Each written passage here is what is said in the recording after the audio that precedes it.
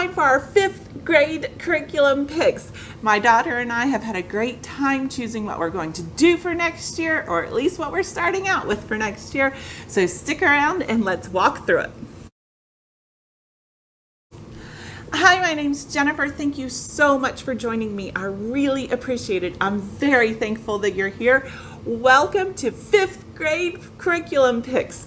On my channel, we talk about all things homeschool and curriculums, what we've been really focusing on lately. Before we jump into our curriculum picks, I wanted to let you know that we're going to be doing a series on each of the subjects to explain why we chose what we chose, how we're planning on using it, what the curriculum's like, all of those fun things to really delve deeper into each of the subjects. I hope that you're subscribed, but if not, please hit that red subscribe button and the bell notification so you can be notified when new videos are uploaded. So without further ado, let's get into it. 5th grade! First subject for 5th grade is science. So we have MasterBooks, Heaven and Earth. Now MasterBooks did take the answers in Genesis units of our water and our weather and water universe, and then our planet Earth, and combine them into one textbook. We are going to be doing this out of order, and I will explain that in the future video. But I am so excited about this curriculum.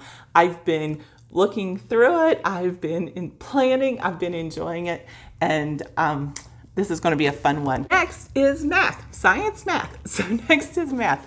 We're going to be doing the Singapore 5B dimensions from Singapore. Now, we did switch to Singapore dimensions for 4th grade, so we did go through 4th grade, and I will link a video here of how it went. But obviously, you can tell that we made it through and it went pretty well if we're choosing dimensions again for next year. My daughter was very active in the choice for the math curriculum for her 5th grade year, and she chose dimensions. Next is history.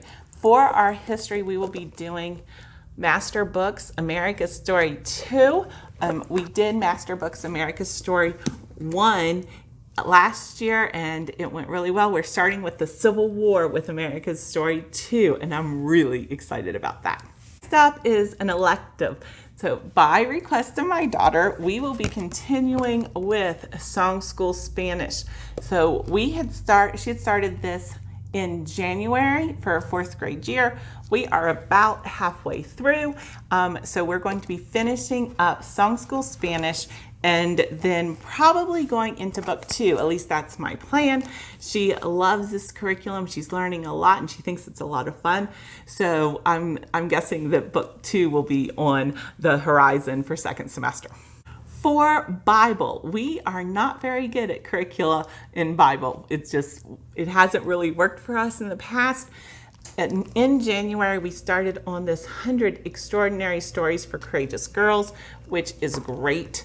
It has one spread per person, and you just read the spread, and then there is a Bible verse at the bottom, and it also gives you quite a few conversational topics and questions. So we're going to finish this. We're about halfway finished with it, and so we'll finish 100 Extraordinary Stories for Courageous Girls. When we finish it, I am in the process right now of looking for another devotional. Now I think for us, these types of books or devotionals and working with the Bible is really what we're going to do for 5th grade.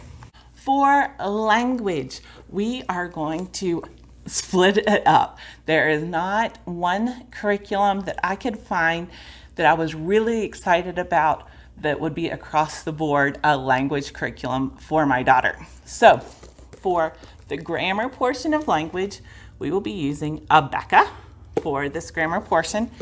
For the writing portion of language, we will be using All Things Fun and Fascinating from IEW. We did start this in January, so we are again about halfway finished with All Things Fun and Fascinating. So I'm planning on finishing out All Things Fun and Fascinating, seeing how it's going and deciding where we're going from there. I have no reason to believe that we will switch our writing curriculum from IEW to something else. She loves this, and she used to be an extremely reluctant writer, and she's still liking it. So we will stick with IEW. I'm just not quite sure what our next step is going to be once we finish with All Things Fun and Fascinating. For spelling, so I'm all over the place with language arts. So for spelling, we are doing spelling you see F. We did E in 4th grade, and she thought it was okay, but she doesn't like spelling. So, I mean, she's done Abeka, she's done the spelling list, she's done spelling you see, where it's all about the chunks. And when I ask her, you know, do you want to go back to the spelling list? Do you want to stick with the chunks? What do you want to do? She says, let's stick with spelling you see. So for somebody who doesn't like spelling, this is the curriculum that she has chosen.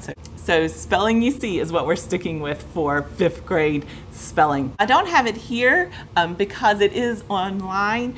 She is going to be doing typing through Keyboarding Without Tears, which is, as you know, the Learning Without Tears is the parent company. They do have the curriculum for Keyboarding Without Tears, and so she is going to be utilizing that in her typing. It is an online program. Now look at the subjects that we had planned for 5th grade. The one that I'm still not quite there with is art, and that's truly because I am not an art person. I really wish that I was, and I'm not.